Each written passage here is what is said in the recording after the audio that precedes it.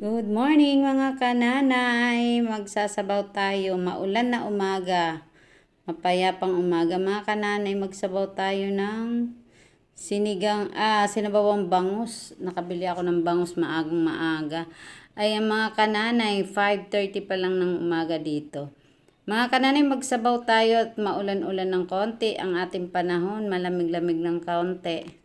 Ayan, mag-ano ako ng sibuyas, sibuyas, kamatis, bell pepper, siling green. Ayan ang sangkap natin.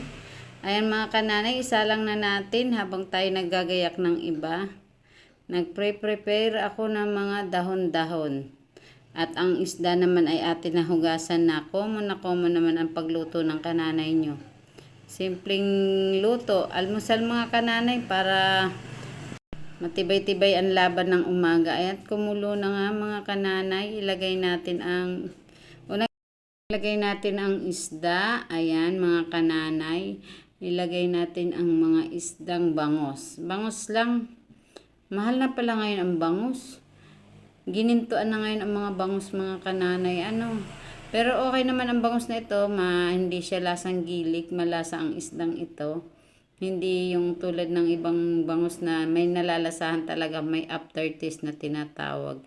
Ayan mga kananay, ilagay na rin natin ang mga gulay-gulay na iba tulad ng okra, labanos, opo, may labanos po, nilagyan ko po ng labanos para makapagulay man lang tayo sa umaga. Ayan, nilagay ko na nga ang siling green. Ayan mga kananay, lalagyan ko sana ng talong kaso ayaw naman ng isa. Kaya hindi ko na lang nilagyan para walang Ayan, takpan natin yan mga kananay at para masarap ang ating higop ng sabaw sa umaga. Mga kananay, bakit kayo maulan? Nag-uulan-ulan ngayon ang ating panahon.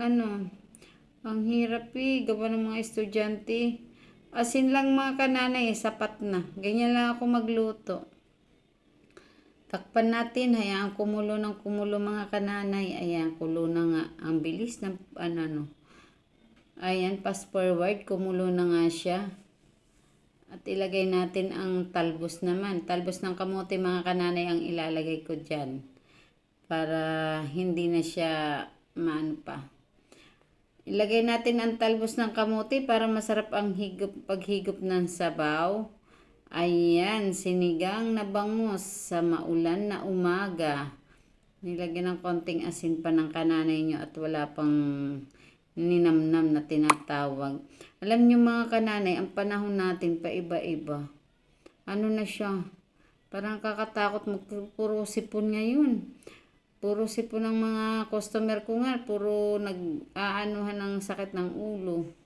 Ang mga kananay, lagyan natin ng talbos ng kamote kaya kailangan natin humigop ng masabaw para yung resistensya ng katawan natin may panlaban.